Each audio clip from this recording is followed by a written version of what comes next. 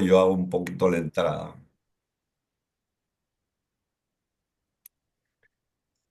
Buenas tardes amigos, bienvenidos a este eh, s- décimo simposio del Centro Mundial de Estudios Humanistas. En esta oportunidad vamos a dar lugar a una de las exposiciones que en este cargo están a a mi cargo en este caso. Y agradezco a Erika que va a hacer la presentación formal antes de dar inicio a una breve exposición y por supuesto a alguna conversación de inquietudes que surjan de esta propuesta. Adelante, Erika. Bien, buenas tardes. Siguiendo con el programa del 10º Simposio Internacional del Centro Mundial de Estudios Humanistas, tenemos esta ponencia titulada Algunas reflexiones sobre la aplicación terapéutica de la psicología del nuevo humanismo, a cargo de Walter Chung Echevarría. Walter es ingeniero mecánico de formación de la Universidad Católica del Perú, especialista en marketing y procesos industriales. Tiene una segunda especialidad en terapia conductual cognitiva en la Universidad Villarreal de Perú y maestría en psicología de la educación y desarrollo humano en la Universidad de Valencia, en España.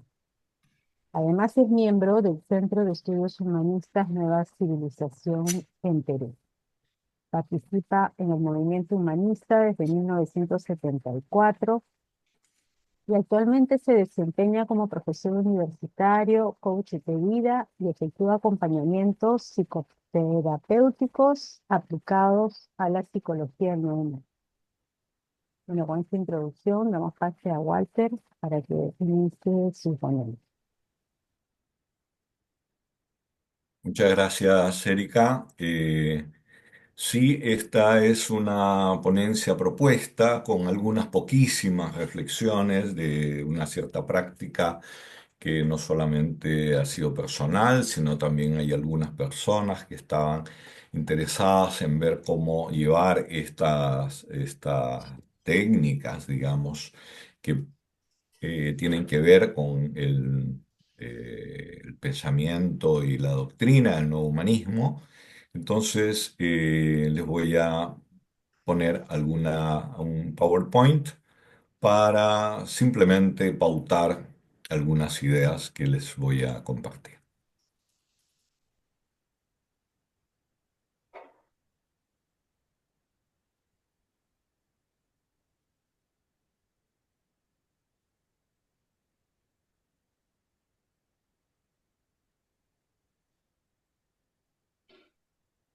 Eh, Si damos primero, digamos, el planteo de la utopía que nos propone este simposio.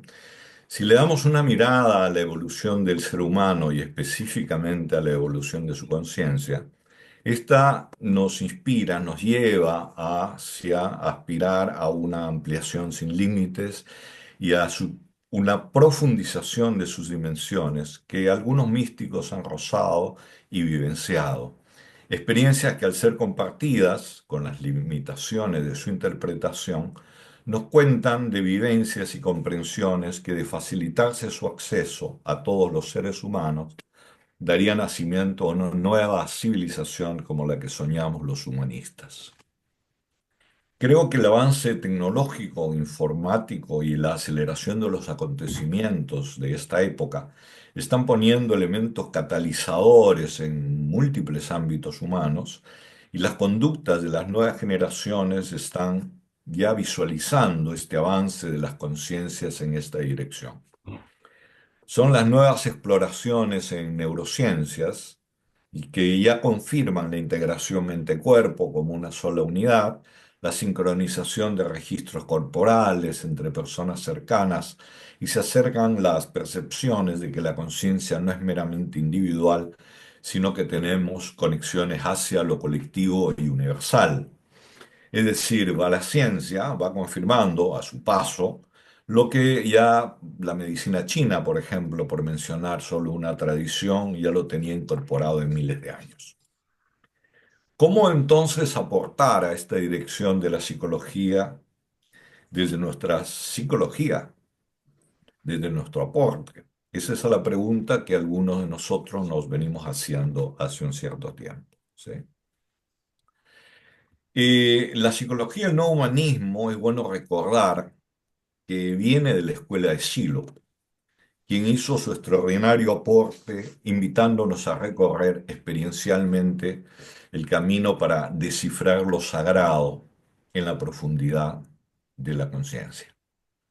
Tal como muy pulcramente nos recordó Fernando García en su aporte sobre psicología del nuevo humanismo, hay una correlación dependiente entre una particular mística que genera una doctrina y esta doctrina genera su propia psicología y sus prácticas. Este conjunto sistémico, que es distinto para cada mística, implica que sacar las técnicas psicológicas de ese sistema, de ese contexto, ya la hace perder su propósito y dirección original. Todos los humanistas en distintos frentes invitamos permanentemente a las personas de nuestro medio inmediato a acompañarnos en este camino que venimos recorriendo con distintas experiencias y a disfrutar de los beneficios vitales, existenciales de estos intentos. Por supuesto, queda en su libertad la aceptación a esta invitación. Pero también compartimos nuestra existencia con muchas personas cercanas, inmersas en situaciones de dolor y sufrimiento, e interpretamos su dificultad en cuanto al conocimiento y manejo de los contenidos en su conciencia. Estos registros compasivos nos impulsan a desear darles una mano, ¿m? A aliviar esta vivencia sufriente. Así que esta ponencia permite esbozar o pretende, con cierto atrevimiento de mi corta experiencia, algunas propuestas relativas a nuestra psicología para estas personas. Eh, en la actual época, no abundaré en describir las dificultades que esta época en sí presenta a la evolución de la conciencia, de estas distintas crisis que estamos viviendo.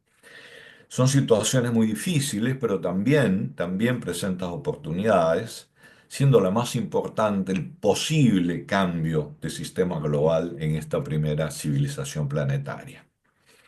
Ojalá que este cambio vaya hacia un mundo más humano y más alegre, como decíamos en algún sticker antiguo. En el ámbito de la psicología y las teorías terapéuticas, observamos que están muy demandadas por el medio de soluciones express, con intentos de intervenciones puntuales, inconexas y rápidas, con una competencia de mercado muy grande entre los psicólogos en sí, casi es un todos contra todos, priorizando el incremento de sus ingresos, la venta de cursos light y la generación de contenidos para intentar resaltarse entre la multitud de ofertas en las redes. Pero también, como menciona Javier Zorrilla en su estudio comparado en las líneas psicológicas actuales, también podemos soslayar la necesaria convergencia futura de todas estas líneas terapéuticas para atender la creciente pandemia actual en salud mental. Eh, ya haría de esta propuesta, la primera es una invitación al proceso de autoliberación. Desde la primera entrevista con el consultante, se le invita a encaminarse o retomar un proceso de superación del sufrimiento, de ampliación de la conciencia, del despertar y de búsqueda de un coherente sentido de vida. Esto desde el saque.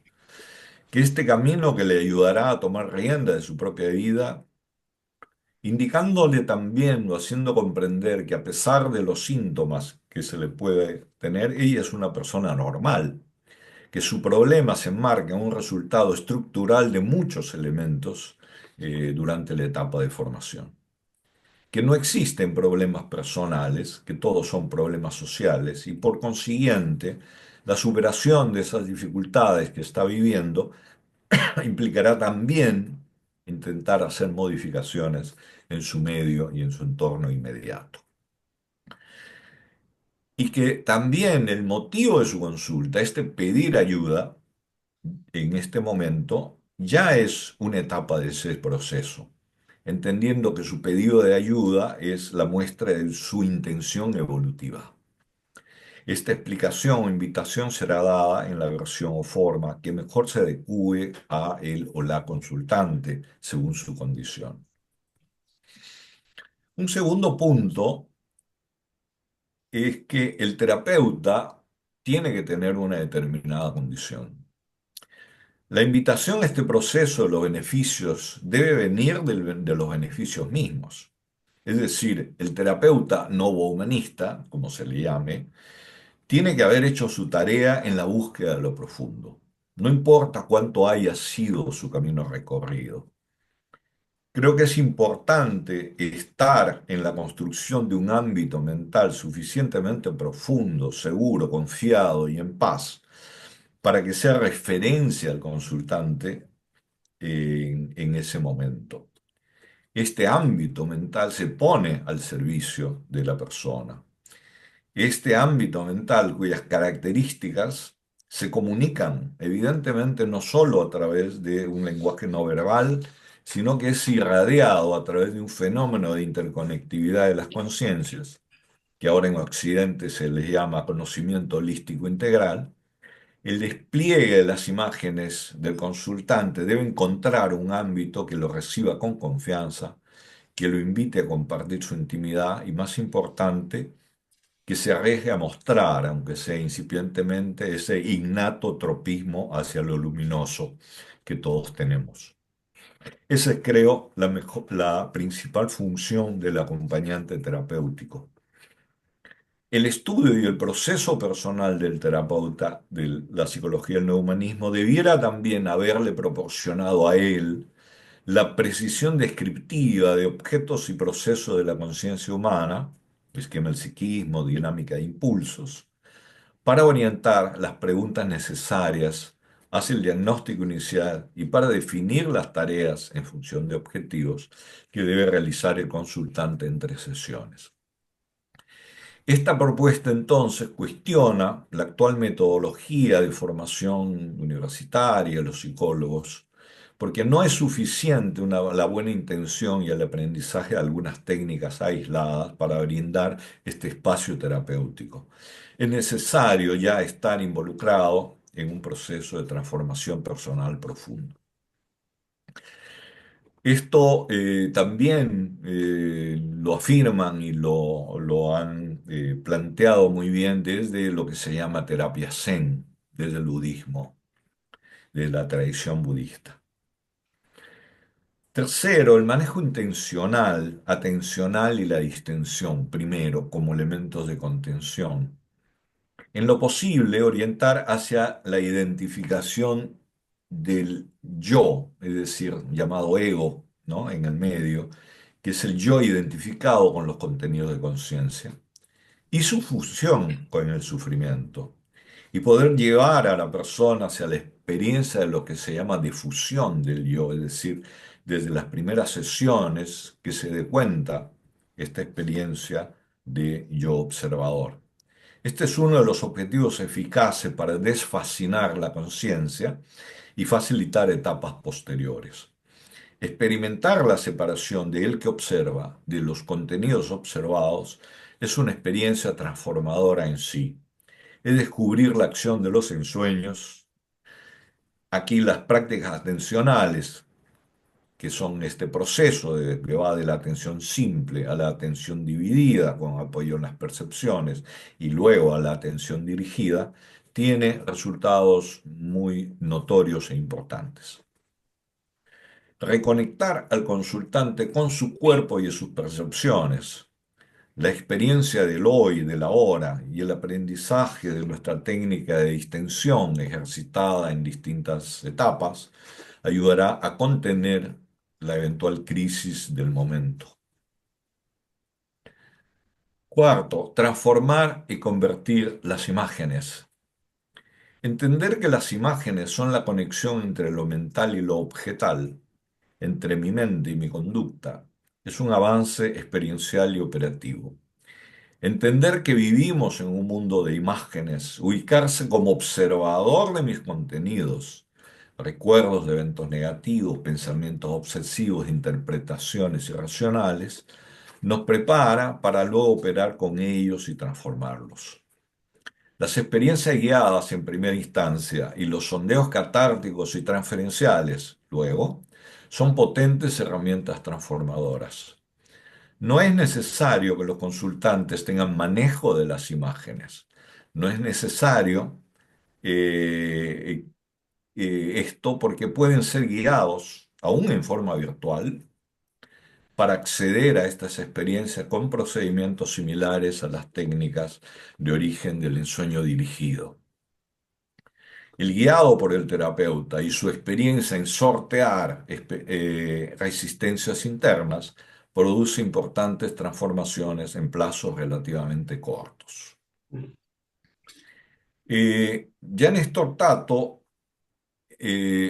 ha propuesto una compositiva de la psicología del humanismo en una exposición en el Centro de Estudios Humanistas de Buenos Aires, donde se puede ver esta división de todos nuestros contenidos en forma de psicología evolutiva, psicología de los impulsos, psicología de la conducta, psicología descriptiva, teoría del espacio de representación y psicología trascendental.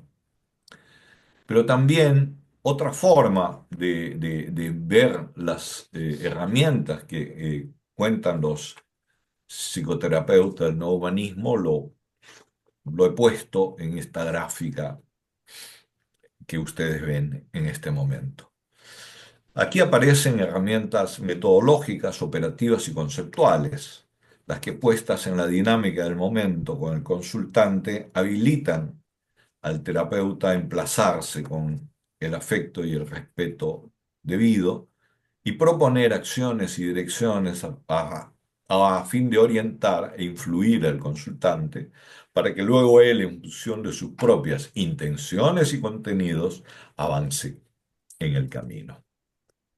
Pero todas estas herramientas que parecieran en un texto estar ya definidas o terminadas, en realidad requieren todavía de mucho más estudio, experiencia, desarrollo y reflexión para que luego se puedan compartir en forma sencilla, simple y aplicada al momento eh, actual o el momento en que se necesita. Toda la propuesta de autoliberación es un esquema básico que funciona muy bien, pero me parece que debe ser todavía facilitado para que las personas con poca experiencia en estos temas puedan avanzar en comprensiones, facilitándoles con preguntas direccionadoras que inviten a buscar e identificar, es decir, hacia dónde mirar, hacia los registros, objetos y actos internos correctos. Esa es la parte que creo que podemos aportar bastante. Incorporar también el método estructural dinámico nos facilita al terapeuta comprender la complejidad del entorno del consultante para intentar ubicarlo, entre comillas, en el punto más cercano a su momento de proceso. Conocer la teoría y la práctica de las experiencias guiadas nos permiten también adaptarlas o inventar, entre comillas, nuevas experiencias de acuerdo a las necesidades del consultante. El reconocimiento y familiaridad de los estados internos del propio terapeuta permite empatizar y ubicarse mejor en la posición del consultante. Y así siguiendo, podríamos ir describiendo cada una de este paquete de herramientas. Como epílogo, diría que me parece que la época, con la tecnología de las imágenes en redes y su transformación tan a disposición de las personas, con la velocidad de cambio, con su desarrollo virtual y ahora con inteligencia artificial, han facilitado, creo, que las personas puedan percibir o intuir que las propias imágenes internas tienen también gran facilidad de movilidad y de transformación intencionada. Que la historia personal misma, la biografía, en fin, es un cuento, ¿no? Que debiera estar al servicio del bienestar futuro de cada cual, por lo que la resignificación de esta biografía y sus creencias formativas es ya percibida, posible y útil. Y si además a los avances de la física cuántica y las necesidades de supervivencia ante un mundo en peligro, si ellas ya están planteando preguntas hacia la profundidad y conectividad de la mente, hacen soñar la cercanía de un gran avance colectivo hacia la mayor evidencia y expresión de la intencionalidad humana en el mundo. En consecuencia, creo que los psicólogos y terapeutas del nuevo humanismo vamos a continuar y potenciar esta dirección revolucionaria, esta dirección que debe ser puesta decididamente explícita en el medio, cuestionando la acción del sistema y su estructuración social vigente e invitando a los consultantes con toda nuestra verdad interna hacia la utopía de la liberación de la mente. Así lo exigen los tiempos, así también facilitaremos el camino hacia la construcción de una nación humana universal. Hay una lista de referencias bibliográficas que quedarán en el video y también este documento con todas sus referencias está a disposición de todos los que estén interesados. Muchas gracias.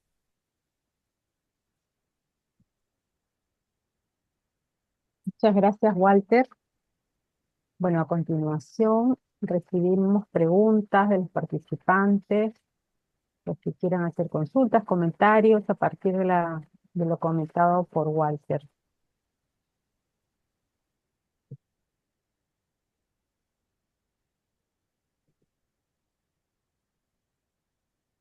Sí, adelante, Sergio. Sí, Sergio, adelante. Eh, yo llevo harto tiempo participando en el ámbito humanista. Eh, o sea, a los 18 yo ya estaba metido en la comunidad. Ahora tengo 56 años. Saquen la cuenta, son más de 30. Eh, y siempre he estado haciendo trabajo interno. Y en algún momento el trabajo interno no me dio para estar bien. Y fui al psicólogo. Fue justo antes de empezar los procesos de nivelación de la cuarta camada en manantiales. Entonces siempre he tenido como en mi cabeza algo no tan claro, cuál es el, cuál es el punto de corte entre el trabajo interno y lo terapéutico. Cuando el trabajo interno no es suficiente y tengo que ir a terapia, tengo que ir al psicólogo, tengo que ver al psiquiatra.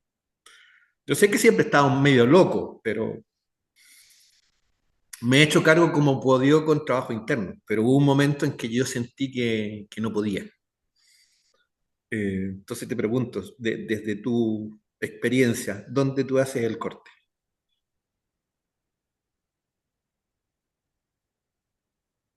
Gracias, Sergio. Bueno, haces una interesante pregunta. Eh, digamos, el tema terapéutico, ¿verdad? A veces nos pone en o la mirada terapéutica nos pone en una ubicación de yo estoy bien, tú estás mal, o al revés, y que hay cosas que hay que modificar. Aunque lo puse en una sola línea, yo creo que en mi corta experiencia, yo no soy psicólogo, no he hecho tantos años de psicología, tengo muy pocos en realidad.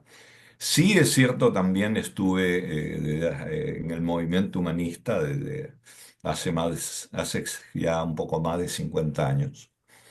Pero en la relación con una persona que viene a solicitar una ayuda, sí, creo que es importante indicarle que es una persona normal.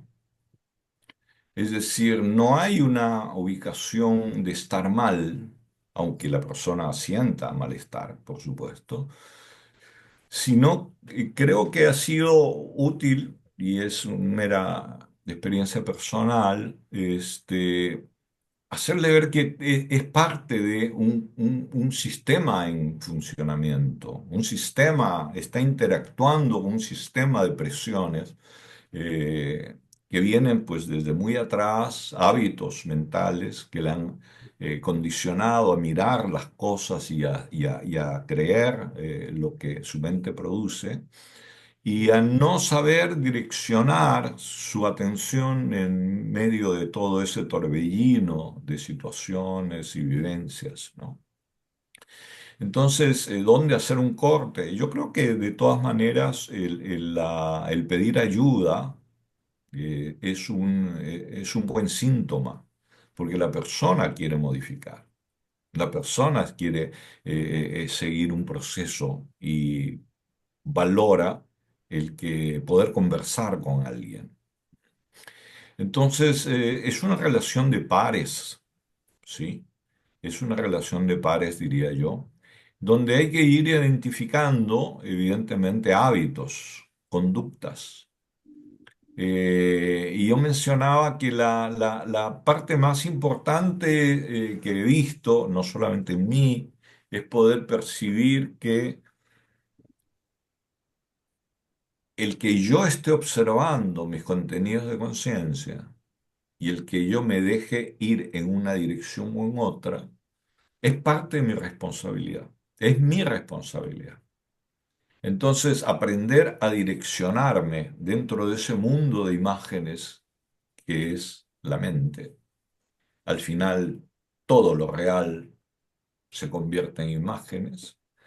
Es lo que me ayuda a ir comprendiendo, ¿no? Y dentro de eso, evidentemente, detectar la acción intencional de mi conciencia. ¿Qué es lo que quieres? ¿No? Yo quisiera tal cosa. Bueno, eso, hay una intención de ir cambiando situaciones, algunas condiciones físicas o sociales muy difíciles, pero en medio de eso, ¿cómo es que yo puedo ir construyendo a partir de esa normalidad llamada así o reconocida así para reconocer su dignidad, lo digno de su intención, ¿verdad? En medio de muchas dificultades en las cuales todos estamos metidos. Yo respondería tal vez no tan precisamente, yo respondería así, Sergio, y yo creo que lo que tú has contado, interpreto, ¿no? Es parte de esa normalidad, el ir buscando un apoyo para ir resolviendo, porque tu tropismo quiere mejorar, está empujando hacia allá. Y eso está bien, eso está normal, no estás mal, ¿no? Entonces, no sé, yo siempre digo a los alumnos, las chicas saben más de esto que nosotros los varones. Estamos más fregados. Es decir, ellas hablan mucho más entre sí, de distintos niveles, distintos puntos de vista. La intención humana está operando, ¿verdad? Y nosotros culturalmente tenemos muchas más limitaciones en esa conversación del contar qué me pasa. ¿Mm? Mostrarse débil en un grupo de varones siempre hasta ahora sigue siendo complicado, ¿no? Pero sin embargo, ese es el camino, ¿no? Eso, Sergio, no sé, sí. sí.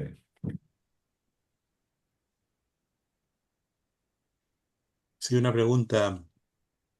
Sí, Marcos, adelante. A ver, en realidad son dos preguntas. La primera es, si tú dentro del esquema que pusiste, distintos elementos del nuevo humanismo, pusiste otras corrientes también, otras Sí. cosas. ¿Cuál considerarías tú que son para ti, en tu opinión, algunas corrientes más cercanas al punto de vista o que tú valoras en la misma línea, digamos, que el nuevo humanismo para ayudar, digamos, en general lo terapéutico? ¿Qué cosas tú consideras que están más cercanas? Una o dos, no sé, mencionaste Claro, tú el budismo zen, la sí, psicología del budismo zen, pero si claro. hubieran otra, esa sería la primera pregunta. Y la segunda, una cosa más simple, pero en momentos personales en que tú hayas tenido que enfrentarte a una situación, yo no diría terapéutica, pero de sufrimiento. ¿Qué elementos has ocupado para salir de ese sufrimiento? Ok. Eh, bueno, la línea del budismo, la tradición budista en general, creo que persigue similares fines, o es un camino paralelo al que nos propone Silo, por ejemplo, en la disciplina mental, ¿verdad?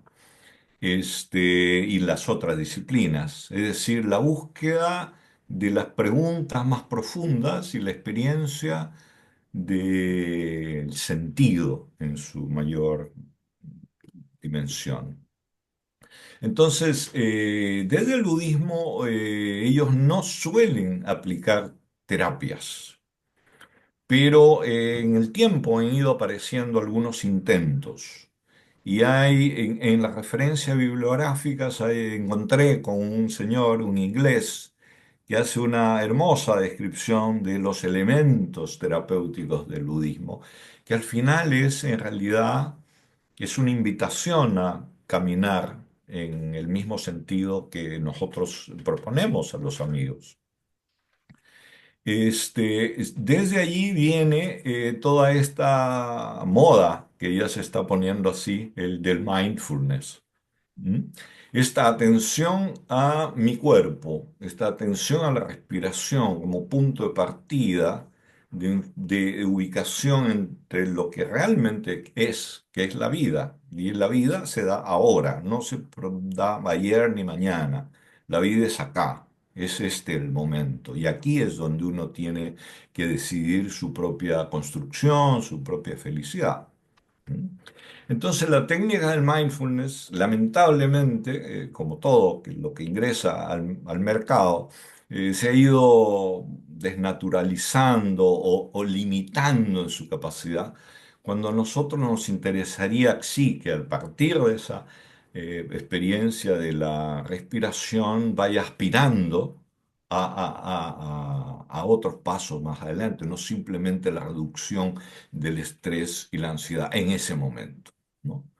Interesa, creo, poner todo eso. Todo lo que se llama ahora terapias de tercera generación, que es tercera generación que viene desde el conductismo, eh, son útiles y han sido muy útiles para todo lo que es todos esos momentos donde en la niñez no se tiene mucha conciencia ni manejo, ¿no? Han sido útiles. Pero desde ahí ha generado lo que es terapia de la aceptación y compromiso, por ejemplo, ¿no? Que tiene que ver con aceptar la situación, comprometerme conmigo, ¿no? Reconocer mis acciones, mis intenciones. Todo eso se está desarrollando en este momento. Y también algunas cosas terapéuticas interesantes para trabajar puntualmente, para desensibilizar algunas imágenes muy fuertes, se han desarrollado como el EMDR, que son una terapia muy, muy interesante de movimientos oculares que permite evocar una imagen traumática, una situación difícil de recordar, y mientras yo la evoco, simplemente recibo estimulación bilateral y cuando repito y repito 2 o 3 veces, de repente ya se ha ido transformando la imagen, sin operar directamente con esa intención, porque a veces es muy difícil manejar las emociones en el recuerdo de esa sensación. Por ejemplo, eso como para mencionar. Y para tu segunda pregunta, bueno, no he tenido muchas situaciones muy difíciles, pero una en especial, va a ser largo contar, así que no lo voy a hacer. Y yo ya venía con estas técnicas, con estos trabajos personales, y sucedió un hecho de traición, ¿ah? Que me permitió darme cuenta de el agolpamiento en la mente de toda esa telenovela que uno tiene guardada, que mientras nos relacionamos en forma muy tranquila y correcta, digamos, no opera, pero cuando surge una emoción de ese tipo, me vienen todas las emociones. Y yo me acuerdo perfectamente darme cuenta de eso, estar observando todo el desarrollo de la ira, ¿no? Y poderme canalizar, surfear dentro de esas emociones, sabiendo que tengo que dejar pasar, que tengo que descargar las tensiones, y me puse a seguir el juego de lo que la pasión me llevaba en cosas funcionales como para descargar tensiones. Y yo, cuando cesó eso que fue tal vez 20 minutos o media hora, me recuerdo haber estado completamente feliz. No de lo que me habían hecho, sino de cómo manejé. Porque de alguna manera, estas prácticas atencionales, siempre les digo a los muchachos, es como los que juegan tenis. Tienes que practicar 500 veces el back, 500 veces el drive todos los días. Tienes que estar en un nivel de práctica para que en el momento donde la vida te compromete y donde uno puede meter la pata tremendamente, tú estás preparado y surge la observación de todo ese paisaje en llamas y puedes salir ileso, tranquilo, feliz de haberlo surfeado completamente, ¿no? Es una de las más hermosas experiencias que he tenido, y que me confirman que sí, la, la real experiencia del yo observador de los elementos de mi conciencia me permiten manejar y decidir de la mejor manera el camino hacia el manejo de la propia vida, ¿no? En la búsqueda del sentido, sí, diría yo eso. Buenísimo, gracias. Gracias también. Sergio, quería hacer un comentario, aunque ya nos quedan unos poquitos minutos, pero dale, Voy a tratar de ser encantado. muy breve, pero son tres cosas que mientras te escuchaba Claro, me completaron. ¿Mm?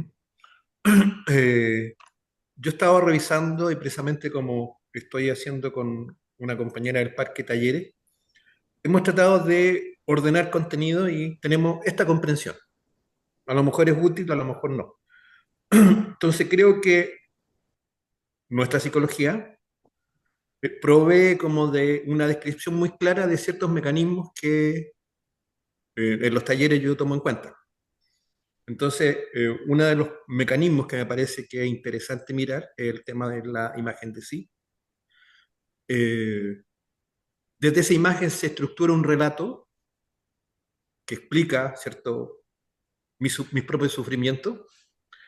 Eh, y también explica de alguna manera ciertas tendencias que se terminan traduciendo en proyectos. Así que es una estructura que conecta el pasado, el presente y el futuro. Eso es lo que yo entendí de autoliberación. Pero lo que caracteriza el sufrimiento es la fijeza, tanto del relato como de la imagen de sí y esos proyectos. O sea, uno sufre porque eso se resiste a a lo que permanente como realidad se va prestando. Entonces me parece que el ejercicio transformador de nuestra psicología está precisamente en pegarle un golpe a todo eso para poder reestructurarlo de una manera coherente. Porque obviamente lo que tenemos armado está armado desde la compensación. Y una compensación que está armada en un momento histórico donde lo individual es lo importante y entonces nos desconectamos de lo social. Entonces creo que, por el otro lado, los procedimientos que provee esta psicología, así como reconciliación con el pasado, ubicación en el momento actual, eh, o sea, el tema de la referencia interna en la acción, y por supuesto un proyecto transformador que conecta el proyecto personal con un proyecto social. O sea, yo creo que si uno no le pone a la gente el tema del proyecto social, el trabajo interno queda cojo.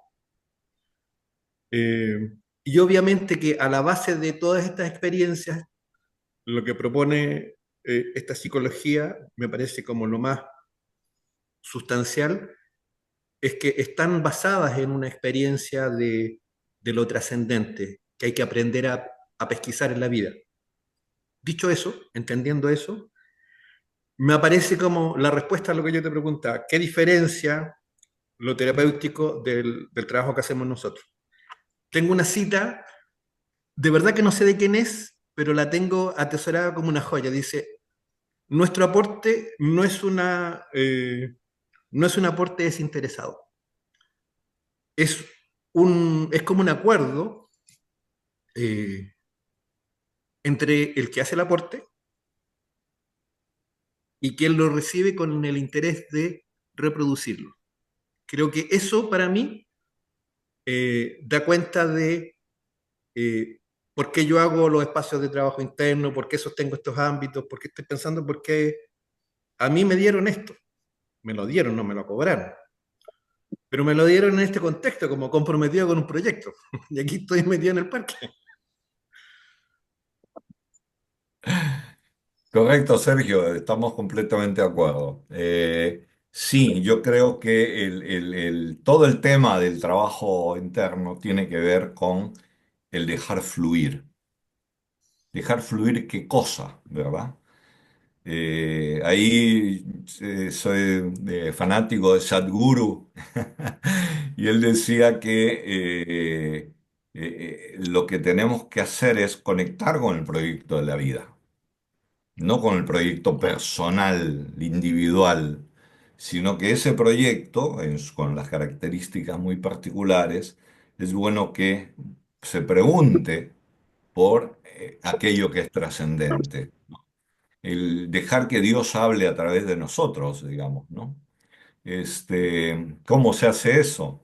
Bueno, dejando fluir y que todas las imágenes fluyan. Y creo que coincidimos en el sentido de que el sufrimiento es fijación, algo se detiene, y decía Silo también, hay que dejar, digamos, dar curso a esas imágenes, de alguna manera.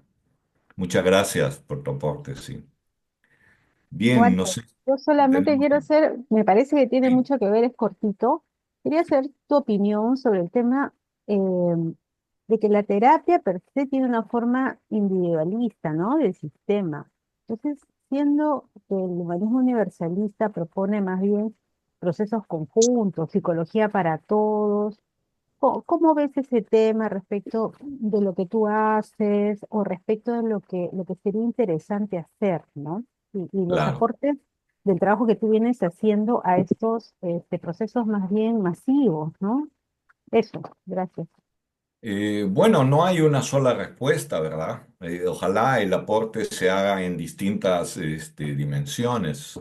Evidentemente es la apuesta nuestra por la inteligencia colectiva es importante, ¿no? Pero también hay necesidades puntuales, entonces algo hay que hacer ahí. ¿No? El trabajo grupal, el trabajo abierto, en todo caso, la acción social como elemento transformador, que bien lo dijo Sergio, todos son acciones que ojalá muevan el psiquismo siempre en búsqueda de algo, ¿no? La conciencia siempre orientada hacia el mundo, hacia su liberación. ¿Mm? Ok, Walter, quiero leer eh, un par de comentarios solamente para compartirlos. De María Dolores sí. Fernández dice, la psicología debe mirar más lo humanístico y no solamente lo clínico y de gabinete o de gabinete, que hay que mirar los factores sociales, valorando a las personas tal como son, sin juicios ni condiciones. Y un último comentario, bueno, de Ana Otero, felicidades al ponente, es muy claro y profundo lo que está proponiendo y estamos totalmente de acuerdo. Eso. Ok, llegamos un poco al tiempo para poder hacer el cambio y yo les agradezco la llamada. Sergio, encantado de colaborar en algunas cosas. Hay varias personas, en España también hay algunas personas que están preguntándose cosas, ¿verdad? Y todo esto es bueno seguirlo armando y para seguir dando nuestro aporte. Encantado. Si por ahí nos escribimos, yo voy a poner de todas maneras, interesadamente para esta comunicación, mi teléfono, WhatsApp, Por supuesto, 5159. podemos ahí conversar un poquito más distendido. Eso, ahí está, mi teléfono, por favor. Necesitamos aprender mucho en este camino. Muchas gracias, muy amables.